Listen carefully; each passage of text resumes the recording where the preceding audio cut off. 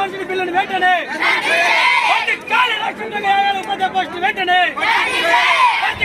ఇవాళ రాష్ట్ర కమిటీ పిలుపు మేరకు సబ్ కలెక్టర్ ఆఫీస్ ముందు పెద్ద ఎత్తున ధర్నా నిర్వహించడం జరిగింది.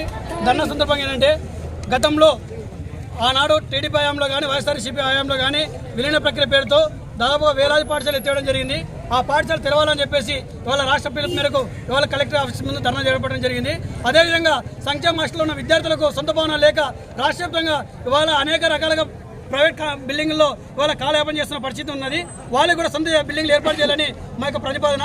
అదేవిధంగా రాష్ట్ర వ్యాప్తంగా ఏవైతే పెండింగ్లో ఉన్నాయో ఆ పాఠ్య పుస్తకాలని విడుదల చేయాలని చెప్పేసి ఇవాళ ఈ సందర్భంగా తెలియజేస్తూ నినాదాలు ఇవ్వడం జరిగింది.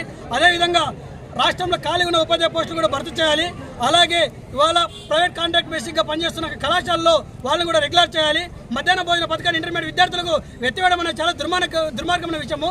ప్రభుత్వ పాఠశాలలో చదువుతున్న విద్యార్థులు అయితేనేమి ప్రభుత్వ కళాశాలలో చదువుతున్న విద్యార్థులకైతేనేమి ఇవాళ ప్రభుత్వం ఎలాంటి సౌకర్యాలు లేక అనేక రకాల ఇబ్బందులు పెడుతూ అనేక రకాల సౌకర్యాలు అందించగా ఇవాళ విద్యార్థులు తిగమగ పరిస్థితున్న పరిస్థితి కనబడుతున్నది. మేము అడుగుతున్నది ఏంటంటే అయ్యా ప్రభుత్వ పాఠశాలలో చదువుతున్నది పేద బడుగు బలిగిన విద్యార్థులు మాత్రమే, వాళ్ళకి సరైన సదుపాయాలు ప్రభుత్వ పాఠశాలలో అందించండి.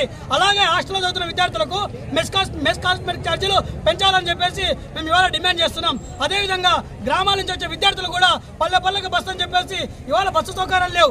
అలాగే విదేశీ యూనివర్సిటీని అనేక రకాల యూనివర్సిటీలు వస్తున్నాయి. అలా యూనివర్సిటీ ఫేక్ యూనివర్సిటీలు రద్దు చేయాలి. ఇవాళ 117 జీవోని అడ్డు పెట్టుకొని దాదాపుగా ఏవైతే పాఠశాలలు ఎత్తేసినారో ఆ యొక్క పాఠశాలని ఇవాళ రీఓపెన్ చేయాలని చెప్పేసి ఇవాళ రాష్ట్ర వ్యాప్తంగా ఆందోళన చేస్తున్నాం. ఇప్పటికైనా ఈ యొక్క డిమాండ్ల పైన రాష్ట్ర ప్రభుత్వం స్పందించకపోతే అనేక రకాలుగా ఉద్యమాలు చేపడతామని చెప్పేసి ఈ సందర్భంగా తెలియజేస్తున్నా. నా పేరు తిరుమల, పీడిఎస్ రాష్ట్ర నాయకుల్ని.